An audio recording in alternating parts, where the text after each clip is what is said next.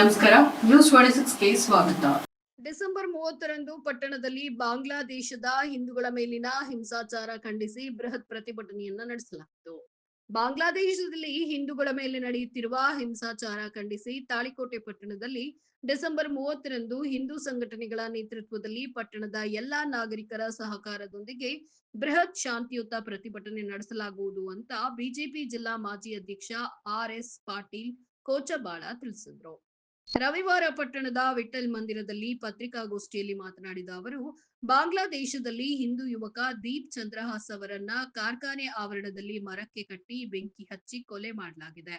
ಇದು ಅತ್ಯಂತ ಅಮಾನವೀಯವಾದ ಕೃತ್ಯವಾಗಿದೆ.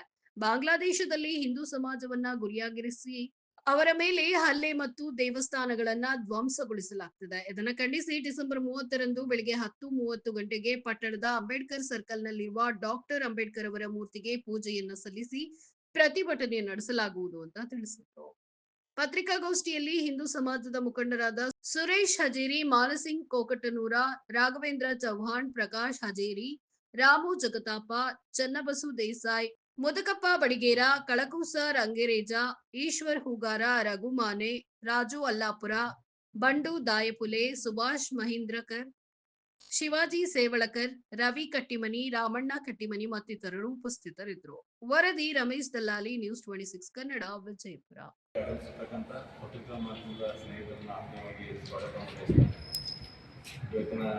ಪತ್ರಿಕಾಗೋಷ್ಠಿಯಲ್ಲಿ ತಾಳಿಕೋಟೆ ನಗರದ ಎಲ್ಲ ಹಿಂದೂ ಸಮಾಜದ ಬಂಧುಗಳು ನಮಗೆ ಸೇರಿದ್ದೀವಿ. ಕಾರಣ, ಇತ್ತೀಚೆಗೆ ಬಾಂಗ್ಲಾದೇಶದಲ್ಲಿ ನಡೆದಿರ್ತಕ್ಕಂಥ ಹತ್ಯೆ, ದೀಪುದಾಸ್ ಚಂದ್ರಚೂಡ್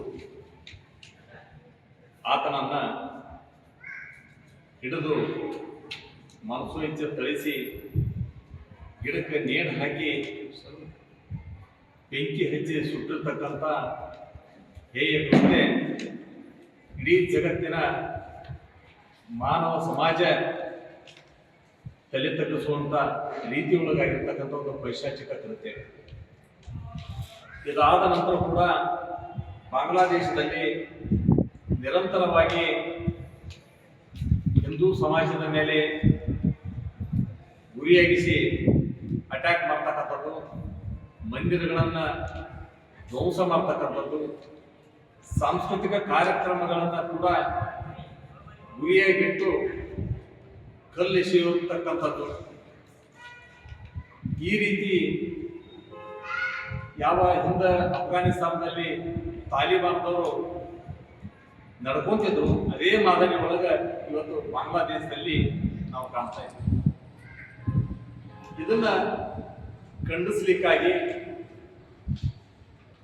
ಜಗತ್ತಿನ ಎಲ್ಲ ರಾಷ್ಟ್ರಗಳು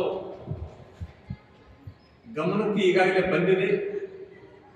ನಮ್ಮ ತಾಳಿಕೋಟೆ ನಗರದ ನಮ್ಮ ಭಾವನೆಗಳನ್ನ, ನಮ್ಮ ಧ್ವನಿಯನ್ನ ನಮ್ಮ ಕೇಂದ್ರ ಸರ್ಕಾರದ ಮುಖಾಂತರ ಜಗತ್ತಿಗೆ ತಿಳಿಸ್ತಕ್ಕಂಥ ಒಂದು ಕಾರ್ಯ ಮಾಡಬೇಕಂತ ಹೇಳಿ ನಾವು ದಿನಾಂಕ 30ರಂದು ಮಂಗಳವಾರ ದಿವಸ ಬೆಳಿಗ್ಗೆ 10:30 ಅಂಬೇಡ್ಕರ್ ಅವರ ಮೂರ್ತಿಗೆ ಮಾಲಾರ್ಪಣೆ ಮಾಡೋದ್ರ ಮುಖಾಂತರ ಅಲ್ಲಿಂದ ನಮ್ಮ ಪ್ರತಿಭಟನಾ ರ್ಯಾಲಿಯನ್ನ ಬಜಾರದ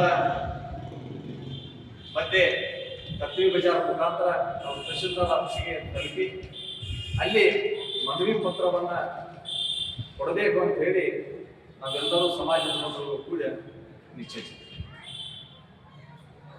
ಭಾರತ ಶಾಂತಿ ಪ್ರಿಯ ರಾಷ್ಟ್ರವಾಗಿರ್ತಕ್ಕಂಥ ಜಗತ್ತಿನೊಳಗೆ ಯಾರ್ಯಾರು ನಿರಾಶ್ರಿತರಾಗಿ ಬಂದಾರ ಅವರೆಲ್ಲರಿಗೂ ಆಶ್ರಯ ಕೊಟ್ಟಿರ್ತಕ್ಕಂಥ ಒಂದು ದೇಶ. ಜಗತ್ತಿನೊಳಗೆ ಹಿಂದೂಗಳು ಸಮಾಜಕ್ಕೆ ಹಿಂದೂಗಳಿಗಾಗಿ ಇರತಕ್ಕಂಥ ಏಕೈಕ ರಾಷ್ಟ್ರ ಅದು ಭಾರತ.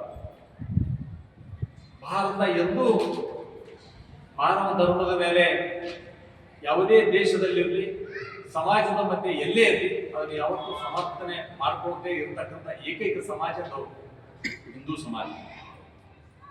ಇದೇ ಬಾಂಗ್ಲಾದೇಶದಲ್ಲಿ ಹಿಂದೆ 1971ಕ್ಕಿಂತ ಪೂರ್ವದಲ್ಲಿ ಪಾಕಿಸ್ತಾನದಿಂದ ಹಿಂಸೆಗೆ ಒಳಗಾಗಿರ್ತಕ್ಕಂಥ ಸಂದರ್ಭದಲ್ಲಿ ಬಾಂಗ್ಲಾದೇಶಕ್ಕೆ ಸಹಾಯ ಕೋರಿ ಬಂದಾಗ ಬಾಂಗ್ಲಾದೇಶದ ಪರವಾಗಿ ನಮ್ಮ ದೇಶ ನಿಂತುಕೊಂಡು ಆ ದೇಶವನ್ನು ಸ್ವತಂತ್ರವಾಗಿ ಮಾಡಿಸಿಕೊಟ್ಟಿರ್ತಕ್ಕಂಥದ್ದು ಕೂಡ ಅದು ಭಾರತ ದೇಶ.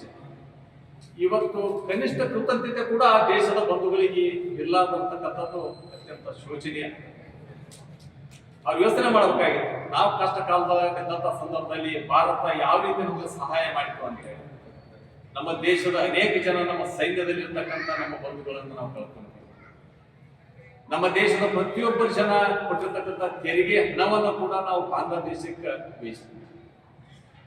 ಇದು ಯಾವುದನ್ನು ಯೋಚನೆ ಮಾಡದೆ ಹಿಂದೂ ಧರ್ಮದ ಮೇಲೆ ಗುರಿಯಾಗಿಟ್ಟುಕೊಂಡು ಈ ರೀತಿ ಪೈಶಾಚಿಕವಾಗಿ ಮಾಡ್ತಕ್ಕಂಥ ಕೃತ್ಯಗಳನ್ನ ಜಗತ್ತಿನ ಯಾವ ಸಮಾಜನೂ ಕೂಡ ಅದನ್ನು ಕ್ಷಮೆ ಮಾಡಲಾರ್ತಕ್ಕಂಥದ್ದು. ಅದರಲ್ಲಿ ಕೂಡ ಶಾಂತಿ ಪ್ರಿಯವಾಗಿರ್ತಕ್ಕಂಥ ಹಿಂದೂ ಧರ್ಮ ಯಾವತ್ತೂ ಅದನ್ನ ಕ್ಷಮೆ ಮಾಡಕ್ಕೆ ಆಗುವುದಿಲ್ಲ. ಹೀಗಾಗಿ ತಕ್ಷಣವೇ ಬಾಂಗ್ಲಾದೇಶ ಸರ್ಕಾರ ಅದನ್ನು ನಿಲ್ಲಿಸ್ತಕ್ಕಂಥ ಕಾರ್ಯ ಮಾಡಬೇಕು. ಅದು ಮಾಡದೇ ಇದ್ರೆ ಭಾರತ ಇದಕ್ಕೆ ಕಠಿಣ ಕ್ರಮ ತಗೊಳ್ಳಿಕ್ಕೆ ಜಗತ್ತಿನ ಎಲ್ಲ ರಾಷ್ಟ್ರಗಳು ಕೂಡ ಇದಕ್ಕೆ ಗಟ್ಟಿಯಾಗಿ ನಿಂತುಕೊಂಡು ಅದಕ್ಕೆ ಬುದ್ಧಿ ಕಲಿಸಲಿಕ್ಕೆ ತಯಾರಾಗಬೇಕಂತ ಹೇಳಿ ನಾವು ಆಗ್ರಹಪಡಿಸ್ತೇವೆ. ಇನ್ನಷ್ಟು ಸುದ್ದಿಗಾಗಿ ನೋಡ್ತಾ ಇರಿ ನ್ಯೂಸ್ 26 ಕನ್ನಡ. ನಾವು ನಿಮ್ಮೊಂದಿಗೆ.